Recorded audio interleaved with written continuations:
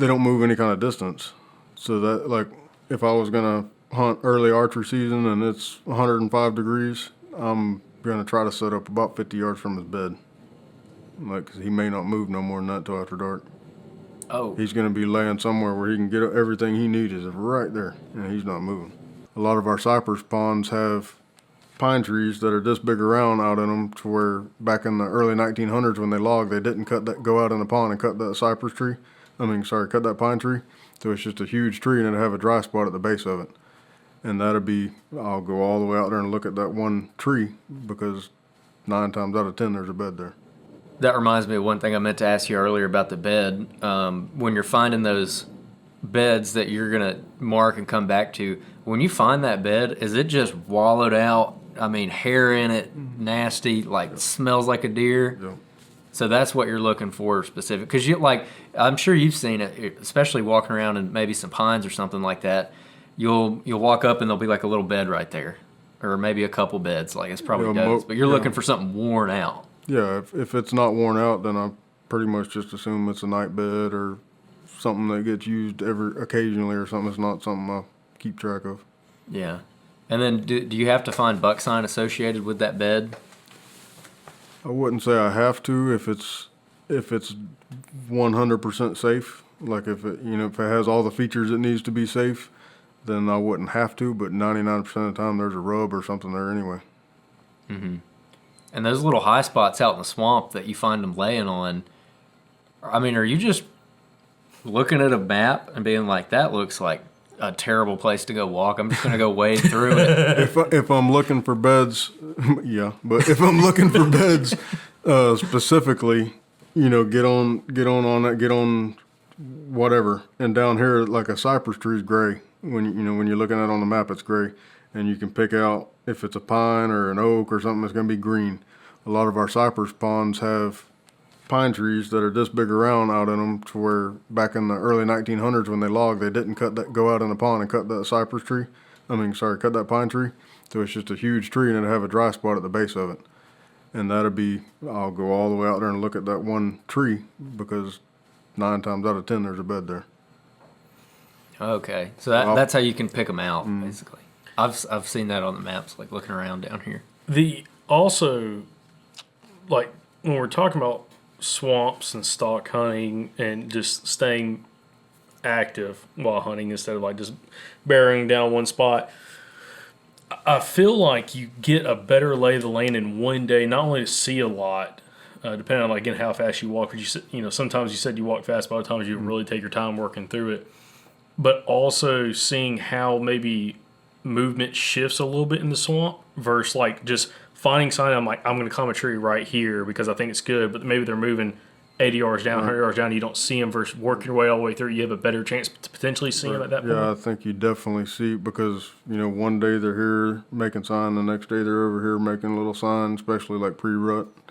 Yeah, I think you bump into them better moving, and then you'll know what they're doing that day, and then I might sit down or. But yeah, I would definitely say I've run into more slipping and learned more. I really, like, in a season, there's not many cases. I don't think I ever hunted the same place twice this past season. Like, I'm one and done. Okay. Do you run into a lot of other guys that slip hunt down here? There's quite a few. I wouldn't say a lot. Okay. So most guys are jacking up a tree and... Yeah, most guys are getting in a tree. You either got... Well, I'll take that back. They might classify it as slip hunting, but they're not doing it right.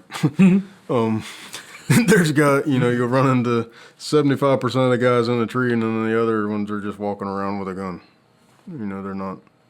And they may kill a deer, but it's not going to be over and over and over. They don't have a target in mind and a goal. They're just walking through the woods. Yeah. But there's some great slip hunters here. I know we're kind of jumping around a little bit, but I keep remembering things that I meant to ask earlier. With the dog hunting pressure down here, are there certain things that you look for that just will basically keep dogs out of an area that you're trying to key in on, where you're like, I know that if I hunt this, the dogs probably aren't making it to this spot? Oh, yeah, absolutely. Most of that will be There's no vehicle access for guys to get in there and catch their dogs and load them up. So boundary blocks coming up to a highway. You know, if there's one road to catch your dogs, and then there's a highway. Most guys don't want to run their dogs out to the highway because they could get on the road and get hit or whatever. So that whole block, it could be a mile, you know, a mile strip or whatever, doesn't really get dogged other than guys accidentally letting dogs get over there. But they're not turning out dogs in there. They're not walking through it. So yeah, that makes a huge difference. Another thing is, being a taxidermist, I get to see when the big bucks get killed. When do you think that is? Late season? No. Oh. Okay, what moon phase? Oh, Oh, I don't know. No idea. Take a guess. new moon. Huh? New moon? New moon. Yeah, I'm gonna go with new moon. Full moon every time. Really? That's Within- the opposite of within- what I heard as a yeah. kid. In Florida, yeah, it may not be true in other states. Yeah. I don't think But that's pretty true in much. Alabama. Yeah, At least pretty what I much. heard. It didn't work for me. I know the end of the week leading up to full moon, like the 3 days before full moon, and then the 5 days after full moon, I am busy in here because they're rolling in. That's when they get killed. Okay. And that's also so Daniel's a taxidermist too. And he talks about that, like the date ranges for certain counties based off like when guys are coming in from certain counties bringing deer in, especially big deer. And that's also what's helped him kind of Oh, yeah, no solidify that pattern is being a taxidermist. Oh yeah, I get to cheat. But hey, what Yes, county? sir. I need to go here. Yeah, what county did you kill that deer in? Was it public or private? Public. Chasing a doe. Good to know. Good to know. Do you also keep tabs, talking about like patterns and stuff? I know we're talking a lot about rut, but I'm just curious here. Do you keep tabs of, again, like you were mentioning earlier, like different doe groups? Like, do you learn your doe groups as well, or are you just solely so focused on mature bucks? No, doe groups are more important to me. Yeah, I want to know when that doe group's coming in. Like when they're coming in, he's gonna be there. So I mean, I've got deer. Like really, this year I threw some cameras up strictly for intel, just to basically verify what I already knew, and I had some bucks that were in the 7, 8, 9-year-old range, like done lost their horns, just gnarly, nasty bucks. I knew where they bed use the same bed every single day, and I put a cell camera there, and then I put a cell camera on the closest doe group, and I mean, like clockwork, it's the same date as last year. He left the island, and bam, he's with a doe group, and then move that cell camera, have another one at the next doe group, same date, bam, now he's down there. He just goes from one to the next. If you're gonna kill him, you'd have to kill him on that date because he doesn't leave that island.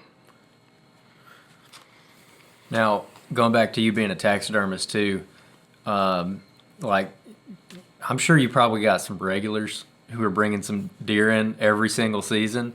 Do they hunt like you? Yeah, I'm gonna say the ones that the public land guys that bring me big bucks every year, yeah, hunt like me. Yep. Yeah, we end up hunting the same. We run into each other. Like that's what I'm talking about. If anywhere I go, I'll run in. It'd be like the same 4 of us or whatever. We got to the point now where we kind of just text each other, "Hey, I'm gonna be here." What would you say is one of the biggest mistakes that you just see most guys making? You talked a little bit earlier about like guys, they're being the pressure, they're making the pressure that's screwing them up. Is that the biggest mistake that you see, or are there some other ones too? That's a big one, but I mean, you can do, like I'll do things to, like you have to access, you have to get in and out. So you're gonna leave some scent somewhere. So I'm gonna think, where can I leave that scent to do the least amount of damage? And then I'm gonna pick that, whether I'm picking it out on a map or whether I walked it in turkey season, whatever the case may be, I'm gonna walk that exact step for step the whole way to where I'm going. And I might do that 10 years. And after, like I've got places I'm hunting now that my access trail has been the same for so long, the bucks do not care. I mean, they'll come, I can walk through there and a buck will run by behind me and be all where I just walked because I'm there all the time and it's normal. So I think about 5 years from now. Does that make sense? Oh yeah, that makes perfect sense. But, The I mean, other thing, that's where I see guys messing up is getting out there and just walking around and that doesn't work.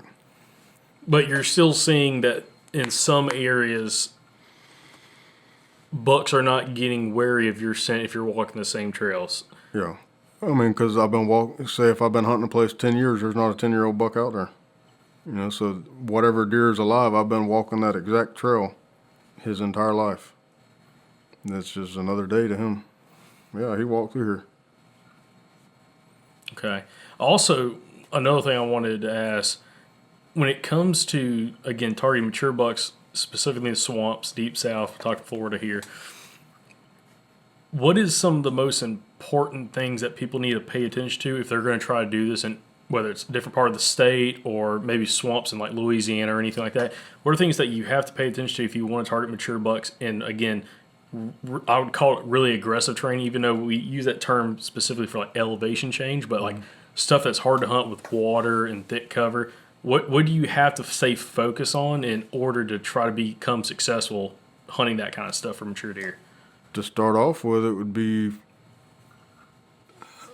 either keep yourself in great physical condition or be prepared. You know, like I said, I hunt in shoes. If you go out there in boots that are going to get heavy and you're, you know, fighting everything to get in there, you're going to get miserable. You're not going to be paying attention. You're going to get depressed, or you're like, I ain't doing this crap no more, you know, whatever. So you got to be prepared, you know, just go in as light as you possibly can just so it's not as bad on you. And I mean, it's tough. Be be prepared for the mosquitoes and everything else. Just try to be as comfortable as you can while you're out there, because if not, and you're just miserable, you're not going to have fun. You're not going to do it again, and you're not going to be successful. Yeah, and that's definitely a big part of it. And like I just see it really one of the biggest challenges being building the confidence to stay positive and stay in it over time. And I mean, really there's no way to do that except just having a good attitude and just going out there. That kind of goes back to where we were joking about picking the management area off the bad reviews on Facebook or something. You know, if those guys would have just stuck to it, you know, the guys that go out and try it once and went 500 yards, oh man, this is terrible, I'm never doing it again. If they would have just went a little bit farther, they would have seen the giant, you know, or maybe killed one and then learned a little bit more and learned more, and the next thing you know, it's easy. Like, I take people now and, you know, I go forever and don't break a sweat, and there's nothing to it, and they're back there, I can't do this anymore. But, you know, after a while, you're just used to it. How does the temperature play a role as well? Because you already mentioned a couple hunts that you've had where it's been really, really hot. Oh, yeah. I mean, being in Florida, do the deer, I mean, when it's hot as crap outside, do they really care? Because, I mean, they live in it. They don't move any kind of distance. So that, like, if I was going to hunt early archery season and it's 105 degrees, I'm going to try to set up about 50 yards from his bed. Like, 'cause he may not move no more than that till after dark. Oh. He's going to be laying somewhere where he can get everything he needs is right there, and he's not moving. I mean, the does aren't moving either.